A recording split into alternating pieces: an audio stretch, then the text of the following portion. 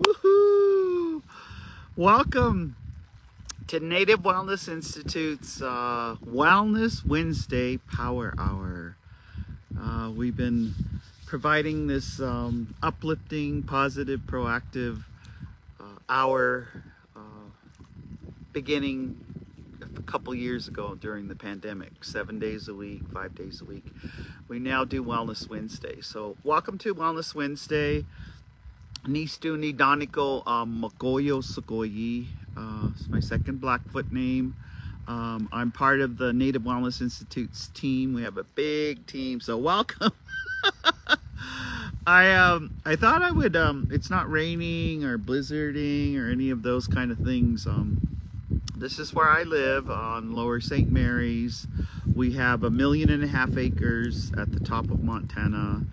Standoff is just a few kilometers north, and Brockett just a few kilometers north, and then Sixikai is quite a few kilometers north. So welcome. This is the Blackfoot Confederacy territory. I've been living here on this lake for 30 years. I was born and raised in Heart Butte, Montana. And I'm a weirdo. I don't really mind telling my age. I was born in 1956 at Heart Butte, Montana. But I wanted to just welcome you to Wellness Wednesday and just talk about some healing things and healing with Indians. And when I was choosing a t-shirt this morning, because it's really nice out, and I'm going to go for a little walk when we're done here. I went on it early. It was the Seeds of Compassion.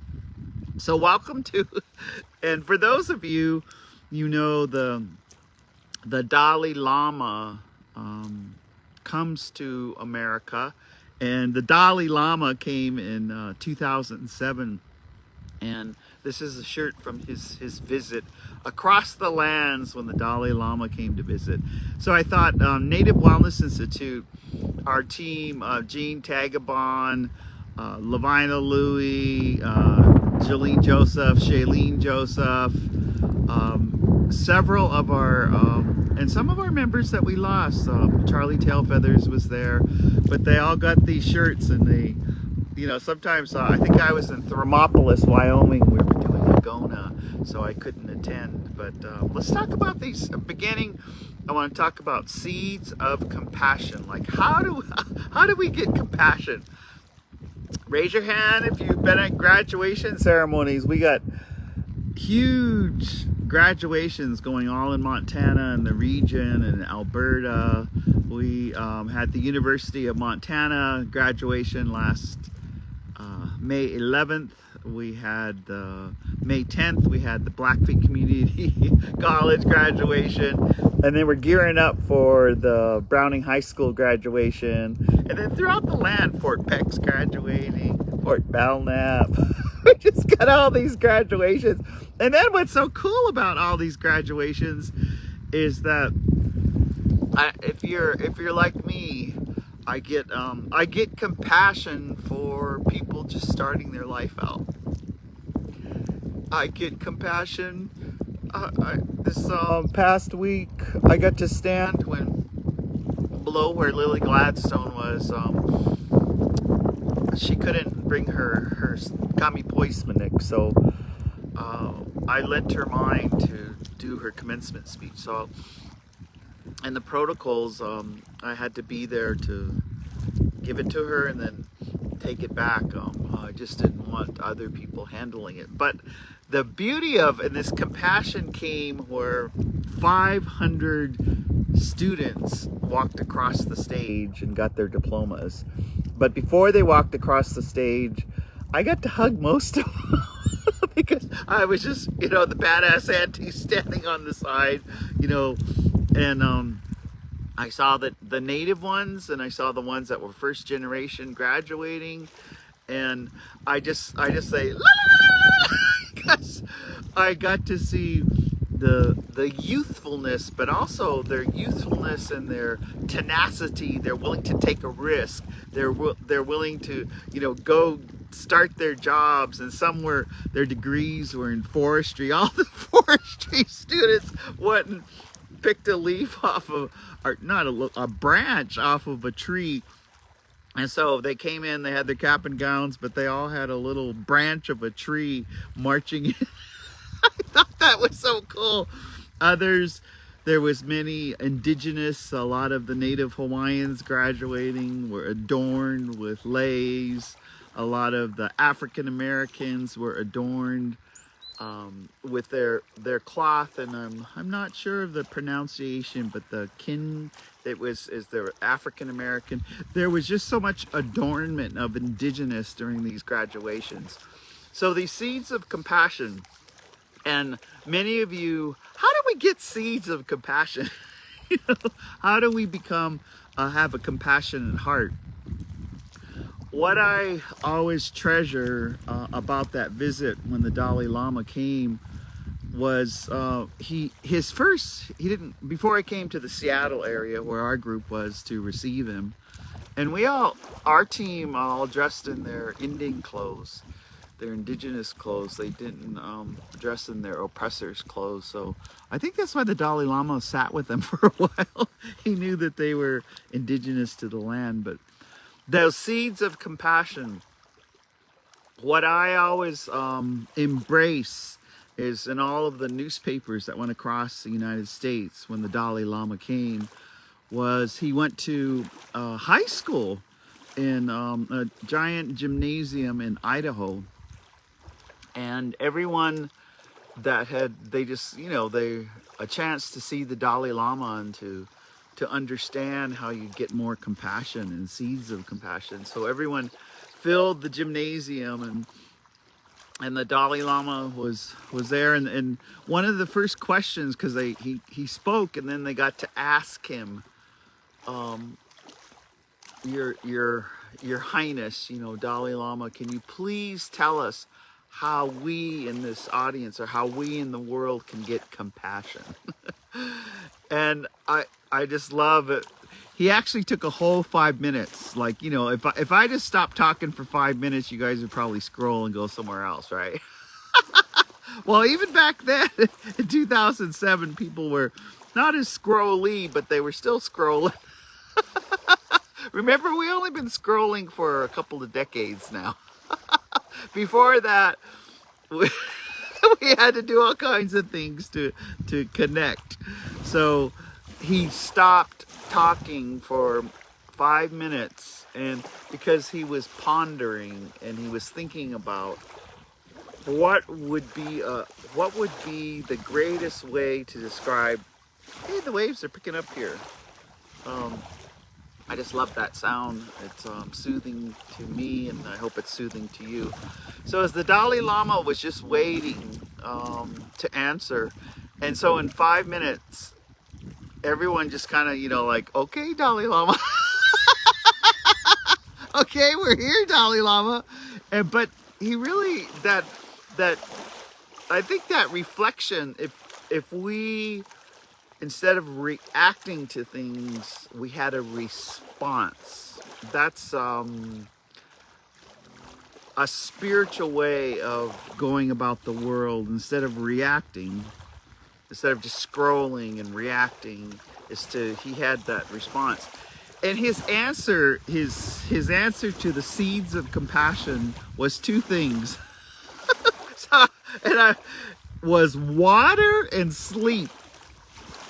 He said if you had good sleep and you had lots of water, you were more of a vessel, you were more prone to have compassion for the world, or to be compassionate. So I was I was walking this morning, and I thought, where could I do the Wellness Wednesday? And this is behind me, as you can see, this range of mountains, Mogakikin, the backbone of the world. It's Rocky Mountains, goes all the way down the continent and heads up into Canada. But that's and this lake is a glacier lake, and the water that you hear is right. Let's see, it would be that way is the triple divide, of water. And I share that with you because it's really good right now. Mark my words to pay attention to where you get your water from. Where does your water, if water's life, and you can, like the Dalai Lama, you know, come out and pray with tobacco here. You can put offerings. So we've talked about taking a bottle of this water and going and putting it in other parts of, oh, the wind just blew up. It almost blew down the stand here. You can take water and put it into other water because water corrects itself. So think about, so water and compassion. So this triple divide, that triple divide comes from 100 years ago. There was 100 glaciers, giant glaciers here, and now there's 26 glaciers. And with the climate change, and there has been, you know, there you can still see the snow there. There's just, I don't know, 50 feet of snow on the top of going to the Sun Road, which is right over here. And that triple divide comes down, and they say triple because it goes in three ways. It comes to this lake right here. This is glacier. I haven't jumped. I'm about ready. If it gets a little bit hotter, I will jump in. I jump in every day and I try to jump in till about the last jump in October. But it's like, wow, when you jump in this water. July and August, you can just swim around all day. And so but this glacier water comes through here, and it heads north. And there's the St. Mary's Canal up by Powell's. It heads into Canada, and it waters all of Lethbridge, and it waters all of the farmers in northern Alberta. And then some of it's channeled down and along Canada, and it comes down towards Havre and waters all of that area. So this is the water source. The other, the triple divide, so it goes north, and then it heads towards the Missouri. All of these waters go down to, you all know where Standing Rock is. That's where the waters go to, down the Missouri. Then the other route that it goes is all of the tributaries, and this is aquifer too. This is like underneath the earth, the water goes, because like we were told that a lot of spiritual stories about, you know, this is an area where our oldest beaver bundle comes from, and we were told that the water spirits are sweet to be. There's underground water. Ooh, the wind is really picking up here, so we'll just stay until, I don't think I'll blow away. I gotta... Last seed blew away. The Browning, they call it the Browning wind, blew away on Lower St. Mary's, but it heads towards all of these tributaries of water, heads towards the Pacific Ocean, and meets up with all, you know, like the Columbia River, all of that. So that's why they call it triple divide. So think about what the Dalai Lama said, that we get compassion with water. So find out where your water source comes from, clean water. And this water is tested. I could go and drink a cup out of here, and it's clean because it's fresh glacier water. And we don't have to necessarily buy captured water, which is in a bottle, because some ceremonies they can't use captured water. They have to use fresh running water. Even a man from Ecuador came up here. He was at the Healing the Spirit Worldwide in 2002, and his medicine was with carnations. He doctored. He had several doctoring ceremonies on our reservation. He doctored our youth, he doctored our adults, and he needed fresh flowers, carnations, and he needed running water. So it was easy for us to get. He also needed pebbles or little rocks that came out of running water in order to do his ceremony, which was really cool. And when he did the ceremony, he had some recommendations, because he said, when you're in the ceremony, we had to smell the fresh carnation. And there's fresh glacier lilies all over here. I've been eating them this morning because Wilbur Fish, who taught us about the medicines around here, he said that glacier lilies, if you just eat them like a salad, I should have picked one, but there's not one close by. There's some but well, they clean your liver, they clean your pancreas, and they clean your kidneys. So, in this seeds of compassion, the other part is sleep. So let's just talk, you know, we were doing a wellness in the workplace. We've been looking through a trauma lens, looking through a healing lens. One of the things that almost everyone that comes on that Zoom or comes to in person talks about having better sleep hygiene. And so so let's just say a couple things about that, because I've been noticing I'm purposely staying home, and thank you guys for your prayers. You know, the basal cell carcinomas are healing really well, but I decided in my road trip and my reflection that I needed to just stay home for a couple weeks and get the house ready. Today I got up early and I got out all the hummingbird feeders.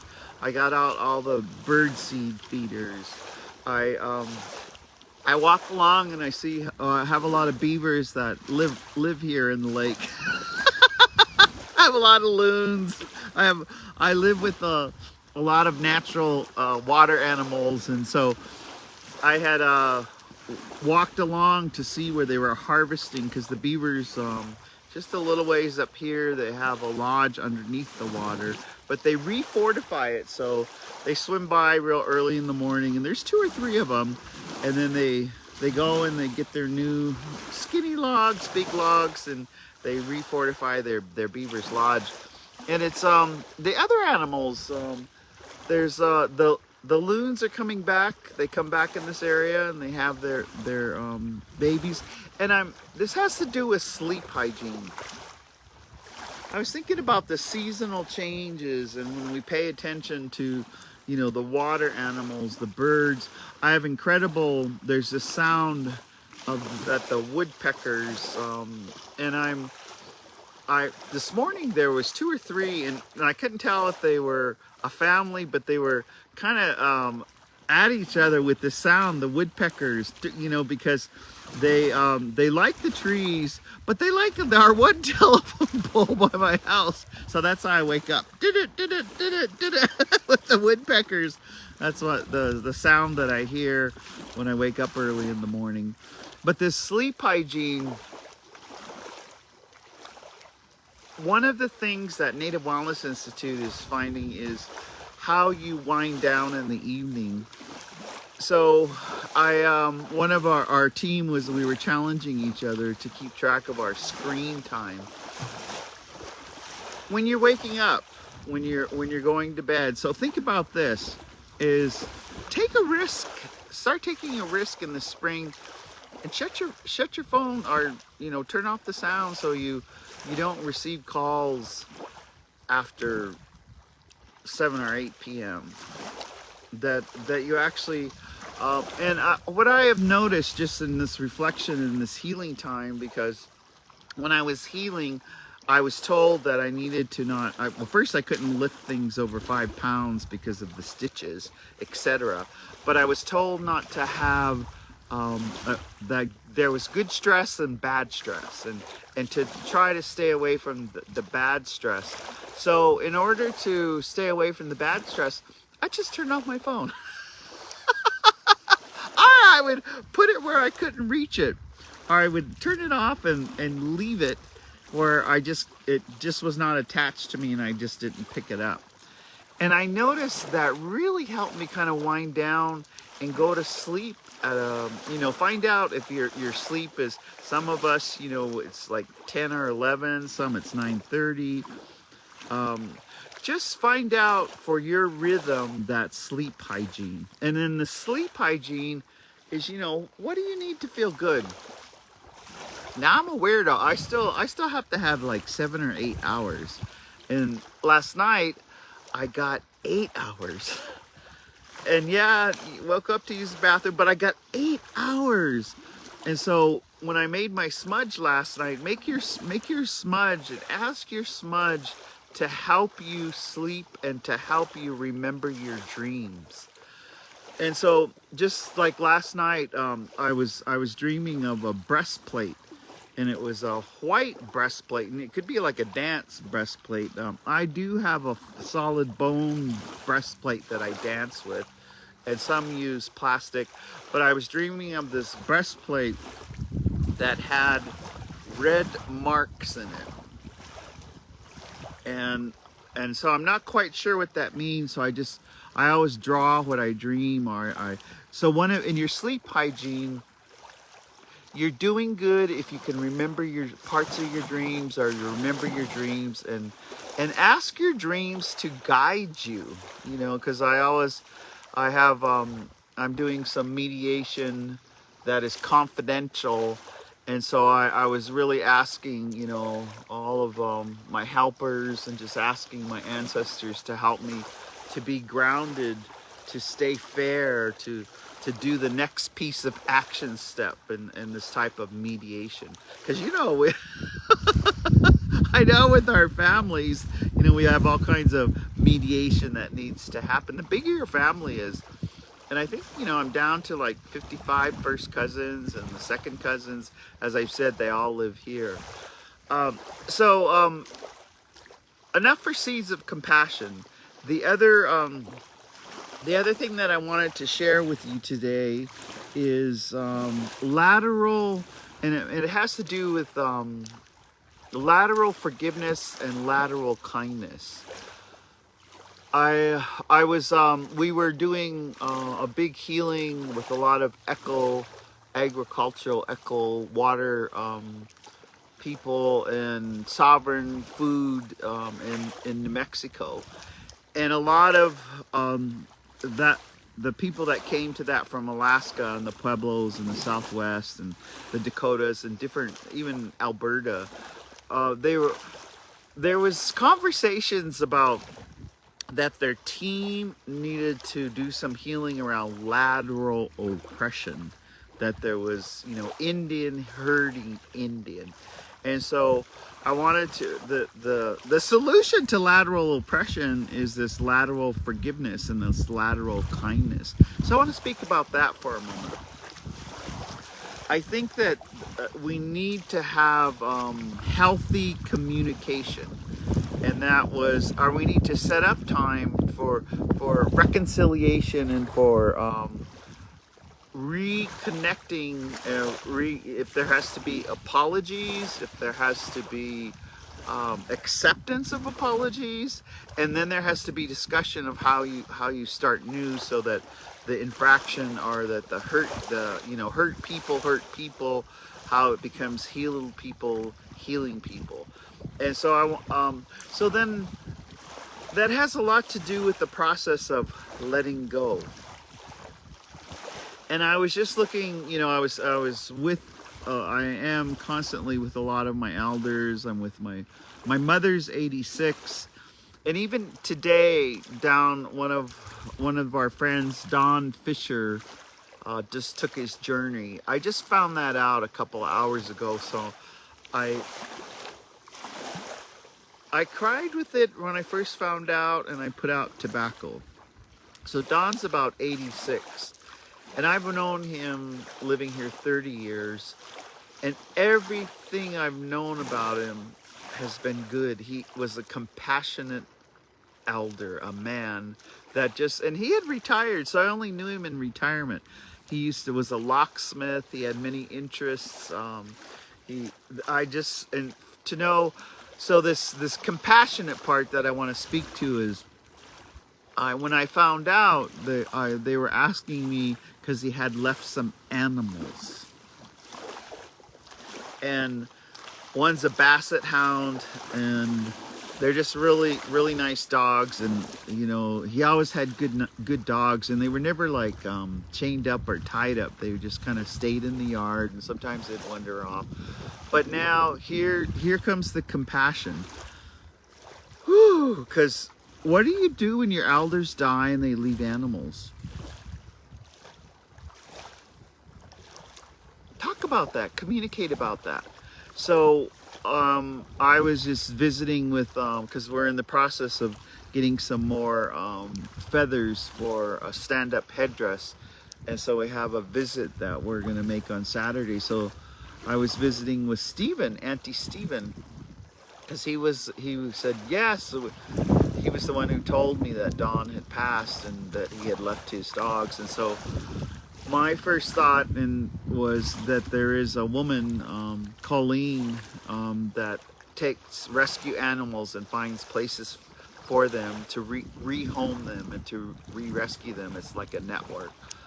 So I stopped what I was doing, and I sent that number that they could call to Stephen, who could send it to the next relative, so that Don's dogs could find a new home. And I say that because there's like right now, you know, just hearing about it, I don't know what the arrangements are. I don't know all of that, but I know him and his wife Tilly, they always loved their animals and they took really good care of them. So I just like to say a prayer, you know, say a prayer. So that compassion, even when an elder goes, just to take care of that they loved. I don't want, and that lateral forgiveness and that lateral kindness, communication around when elders go, talk to them beforehand, you know, what they want to do with their possessions or their things or a will, you know, their house or their, you know. So I laugh too, because I've been thinking about, in order to be compassionate as an elder, I better just give away all my stuff before I go. But who knows when you know, like, I'm not going to give away my war pony that I just bought, because I'm just, I want to keep my war pony. But say where you want things to go, or give it. I was thinking, you know, especially there's so many things that we us Indians, hey, you know, secondhand stores, we buy everything and then we put them in our house and hoard. We have all these things, you know, give things away. Because guess what? You cannot take it with you when you go. You know, you cannot take that with you. You'll get to see your relatives again, but you can't take, I can't even take these really nice beaded earrings with me when I go. I don't think. Anyway, so just to have compassion and lateral forgiveness, because I see a lot of, after this pandemic, I see a lot of, it's kind of that lateral oppression amongst family members around possessions and some things. So work it out, communicate, talk to each other. And so that, now this lateral kindness, when you're practicing lateral kindness, you have to do a lot of prayer and a lot of reflection. And sometimes the kindness is just good words. Sometimes the kindness is giving something. You know, my compassion, the things that, like right now, I just like to get as many eagle feathers and ermine and help with the transfer of stand-up headdresses to Blackfeet members. And that's kind of, if I could just do that, I don't have to take credit for nothing. I don't have to be, I just want to help those that have earned the right to have earned it to have a stand-up headdress. So I get a lot of really just good feeling.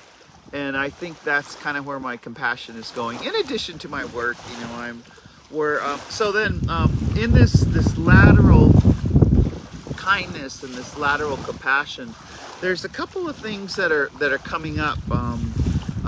There's 5 organizations that are now coordinating together, and they are bringing together the 3rd annual Healing Together conference, which will be at Suquamish on Bainbridge outside of Seattle. Native Wellness Institute, we're the host this time, and it's June 11th, 12th, and 13th. And so everybody's welcome and everyone's invited. So we wanted to just let you know about that. And the 5 organizations are Native Dads Network, and they also have a free, podcast, Facebook Live, 6:30 a.m. 7 Pacific Time, 7:30 Mountain Time. Mike Duncan does that. The other organization is White Bison with Sparrow. Sparrow's just running around doing training. And I actually think Josiah Huggs is starting to help with that. The other is NAFTA, which is the Native American Fathers and Families Association with Al Pooley. They're coming into this coordination. The American Cancer Society, which is great. This June gathering, the American Cancer Society is bringing Dr. Clayton Small and Sharon Day, a water walker, is going to come and be part of that togetherness. Let's see, did I leave anyone out? White Bison, Native Wellness Institute. There's 5 of us. We'd like to invite you because in honor of like the canoe journey, the canoe people, on June 11th, 12th, and 13th on Bainbridge at Suquamish Nation, we're going to have some of our participants take them out if they've never been on a canoe. They want to learn about a canoe. We're just going to make you canoe all the way over to Hawaii. You're going to take off from Seattle. We'll give you some bologna and some bread and you can just head out. Anyway, but that's just my humor. We're having a lot of healing village. We're going to be making a lot of things that have to do with the coastal culture. We're going to have coastal songs. We're going to have coastal ceremonies. I think I'm going to be doing some talking circles. And so we just invite you to come out for that. The other thing, and this is, when I was getting on, this has to do with the compassion. I was visiting with Gene Tagabon the other day because we're gearing up to do some intense healing in a Pueblo very soon for like a year long. Whoops. Whoops. Whoops. Just fell in the water. Anyway, we're gearing up to go to that area. So I was visiting with Gene, and Gene and Wade McGee. They're 2 of our top master trainers. They're having Choose Respect for Native Men Healing at Barbie's Village in Portland. So that's happening on the 17th. Today's the 15th, and it's free. And so I'd like to just comment a little bit about that. Is Gene and Wade and our other male members, Mark Harris, Dwight Francisco, Josh, Tomas, Will Penn. A lot of our men are asking that for men healing, that it just needs to be men with men, and women need to stay out of it. So I want to reiterate and say that to you is, so they're having a Choose Respect. Woo! Check that out. Oh, check that out. There's the little duck. Anyway, they're just swimming by in the water. Not too close. It feels like I'm sitting in the water. I'm not quite there yet. I just have my little seat right here. But this, so you're welcome to, and Barbie's Village is just in Portland. It is our new training spot, Native Wellness Institute. We were just given 2.5 acres with some beautiful buildings and a beautiful area.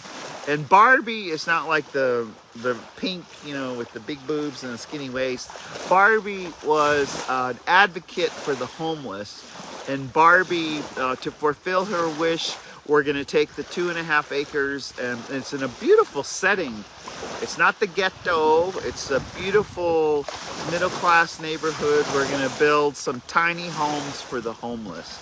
And that's kind of our give back. That's our lateral kindness, Native Wellness Institute. But that's where Gene and Wade there, and I think it's like a 10 to 3 p.m. Venue at Barbie's Village.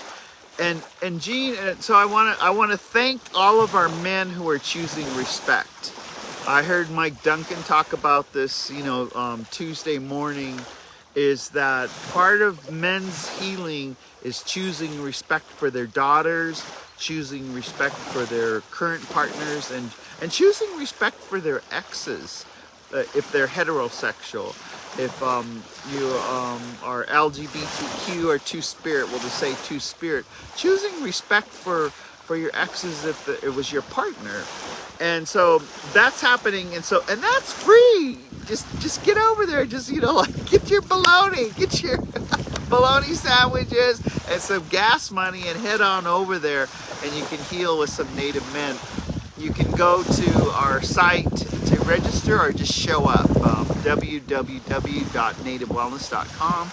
And so that's happening. One of the other things this I wanted to visit with you just during this is Welcome to Wellness Wednesday, Native Wellness Institute, and I'm just feeling this air, coming off the mountains right here, coming Sapu wind. Sapu is healing and blows everything away. And maybe just that, part of my message is in that letting go those seeds of compassion. Let the wind just take whatever, fly a kite, get a helium balloon, right? People, places, and things that you need to let go, and just whoopoo, let it go. There's symbolic, all kinds of things that we can do to let go. I'll just say, on this road trip that I just took, I did a lot of grieving because I purposely went and visited people I loved a long time ago and I hadn't seen, and we took time to, including my brother, my family, my best friends from college, my best colleagues that we started out working together. I got to visit with them. We got to have good meals. We got to break bread. We got to look each other in the eye and have tea, have a cup of tea. They all drink coffee, but I drank tea. And we got to see what we were thinking. And that's the compassionate part. What kinds of things that we're involved in. We went and saw a play at the National Hispanic Cultural Center in Albuquerque. That was awesome. And then we got to dance grand entry at the gathering with the two-spirit contingent that was given respect. We're treated with kindness and respect, all the two spirits that went there. And so right now we're just when you begin to go out, and I was thinking of this wind, of this letting go. How else do we let go? How else do we forgive, in our hearts? How else do we take that deep into our hearts and have the forgiveness? First, it begins acknowledging your part in it. If there was a hurt, or if there was an infringement, look at your part in it too, because you might be part of that apology. And part of the apology. Anyway, they're making a lot of noise. And part of that apology is starting on new terms with people. Those visits felt like it was just funny. We laughed about the past, but we were so present with each other. We just came, and part of an apology is take someone out to dinner. Go cook for them. Bring them meat. Bring them flowers. Bring them, alive flowers, not dead flowers. Bring them flowers while they're alive. Bring me flowers while I'm alive. I just laugh about all of that. Is so this letting go. This letting go is when it's not in your thinking or not bothering you, not worrying, and I think you really can pray for that. You know, one of the letting go that I did with Auntie Stephen Barrios is I told him, I said, for Mother's Day, my current mother wanted to go to Canada and I needed to be at the graduation at the university. So I said, well, on Mother's Day, I had, NPR was doing this special where they said like 30% of mothers just wanted to be left alone on that day. Interesting, but I decided I wanted to reignite because with the surgery I couldn't do my exercise, so I wanted to climb the M, and I was just going to take my time and climb the M, you know, above the University of Montana in Missoula. And then Stephen said, I said, do you want, he goes, can I come with you? And I go, sure, we're not, and it took us 3 hours to climb up and to come back down. But what we did was we brought a big old bag of tobacco and there's benches on the way, you know, and I said, exercise is not to torture yourself. Everybody that used to torture themselves exercising, they need new hips and new knees. And you need to just be good to your body, not. And so we just took our time, and and as we were going up and we were putting out the tobacco, we shared stories with each other. And so this is an example of how you can let go. So we shared some stories that we probably have not shared with anyone else. And then we took the tobacco and we prayed for those people, places, and things, and then we let it go. We put down the tobacco. Then we'd start walking again, and Stephen said he's going to get some of those sticks, and I go, just take your time. We had good shoes on, we had water, we had electrolytes, and then he was just so kind, and this is where the lateral kindness. It brought an umbrella because I'm not supposed to, I mean, like I have like 70 block sunscreen, but he had brought an umbrella. So I used it. That was his lateral kindness and compassion. I could walk, I could hold the umbrella, and I could walk down, and we didn't fall. We were laughing about because we didn't fall and roll down the hill. And we talked about the stories when we didn't roll down the hill a couple of times, you know. So we just took our time, and we would stop and would sit on the bench and would take our tobacco, our pastascon, the highest offering to us, tobacco creator, and would let go. And then we also did an apology to ourselves, and I guess that's in our remaining time. We apologized to what we did to ourselves when we were younger, and that we would take better self-care. So, and then we'd put the tobacco down and let go. So we re-upped for exercising. And I was just teasing Stephen because he's going to go to Mexico with David. They're going to go to Mexico on the 22nd. And I go, ooh, you better start walking around. They don't have Uber down there. You got to walk everywhere. Anyway, we took the tobacco, and at each place, and when we got to the top, we kind of made a pledge. This is that lateral compassion to yourself and your self-care, that from this time on we would start to do more exercise and be better to our body, mind, body, and spirit. And so, it was coming down. It was just kind of interesting. So think about the ceremonies, like when you go to the graduations now, and I know it was hot in some of those hut as they say, it was hot in those graduations. Pray for those graduates. Pray for when you graduated.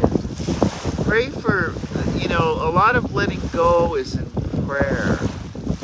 A lot of like last week we talked about angels, praying that the guardian angels are around those who, the new graduates, in addition to giving them the gifts that you have and whatever their next, you know, adventure is, to go to more school or to get a job. Pray for them that can, and pray that there's guardian angels around them, and that the right people are put in front of them so that they do the next best thing that is healthiest for them. And so I just keep smiling because I just saw so many graduates that just phenomenally, I don't know, it was just, there was so much heart to it. It was just so much goodness at each graduation. And so I think we're kind of, we just have one more here, but give your best words to those graduates. Tell them, you know, give them an insight or story of what you learned, you know, when you graduated, and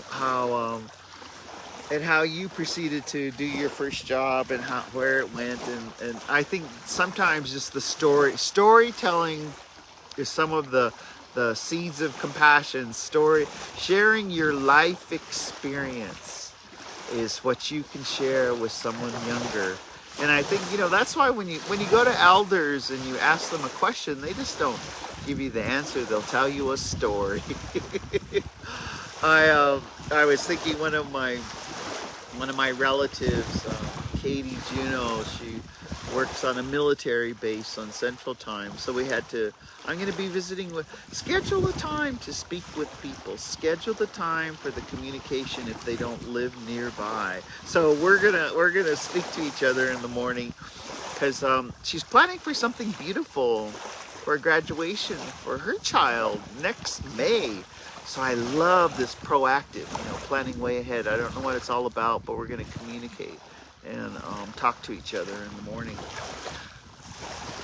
As I'm kind of, I think I'm going to go walk around and just feel the sapu, this wind here. And Native Wellness Institute, you know, our bottom line is we keep the teachings of our ancestors alive. And so one of the things when Stephen and I were climbing up the M, there was if you look at a lot of if you look around and you see there's caterpillar webs, little caterpillars. And so I remember when we grew up, we used to have a little song for those caterpillars. And my mom, I'm gonna talk to her later today or when we get off, because we used to sing this song, and I know the humming of it, you know, of this song, so I have to get the words from my mom, because when Stephen and I go, Stephen, I know the rhythm of it, and I know, but I got to get the words again, because for some reason, and I did that all as a child, we would do that, and the caterpillars would dance. It's just a kind of and maybe in your area, but a Blackfoot thing. We all, as children, we would go along and we'd make the caterpillars dance in their webs. And so I share that with you because I'm feeling the goodness of the air. I'm feeling the goodness of the water. I'm feeling the goodness of spring. I'm feeling the goodness that is coming to with all of our ceremonies. Some heard thunder. A lot of our thunder, there's a lot of in our creation stories. It's a time to pay attention. It's a time to get your face painted. It's a time to clean off. It's a time to do wiping of tears. It's a time to pray for, hearing Don Fisher is left. I know I got to pray with tobacco for the next 4 days as he travels over. And I kind of already feel he's with his wife. He's with his relatives. Pray them over. Do the ceremony. So I just wanted to come to you for Wellness Wednesday. And do your best. You know, in my reflection, when I hear harsh things or things that, you know, hurt my heart, reflect on it. And sometimes we can choose the response. And lately, I just telling you, when I hear hurtful things, I just kind of bow my head and I just say a prayer. You know, it's Jabatapi. Help that person. I say a prayer even if I don't agree with that person. I say I drop a prayer right there. And sometimes when they're talking and there's a lot of emotions, I just look at their eyes. I look at their eyes because I think when you look into people's eyes, you that's when you see God, especially children, adults too. And I look into their eyes. I was looking into Natawa Pisaki, Carol Murray's eyes, listening to her getting ready for her graduation. I was looking into Lily Gladstone's eyes. And as they were talking, and in my mind, I was just saying, Creator, just let them have a long, healthy life. It's their birthright to thrive and to have joy. That's some of the best prayer. It's their birthright. Carol and Lily, it's your birthright to thrive and to have joy. And that sometimes,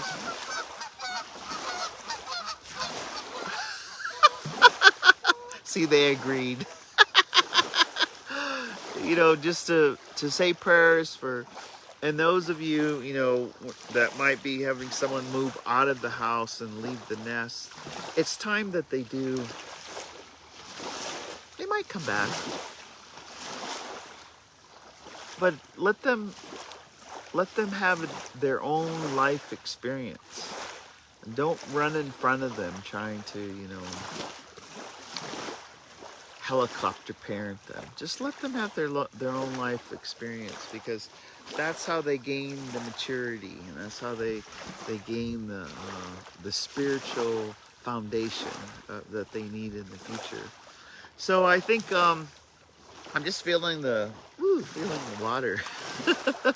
So that's enough for Wellness Wednesday. And we've invited you to a couple things that we're doing, and we're just asking you, if we do see you in June at the Healing Together conference, just come with your best heart. Come with who you are, come with your stories, and come with the open heart. And I guess I'll end with that. You know, if you have an open heart, people can get through. If you have an open heart, people can be heard. Hearing them. So I guess that's enough for today. We love you very much, and we'll see you next Wednesday.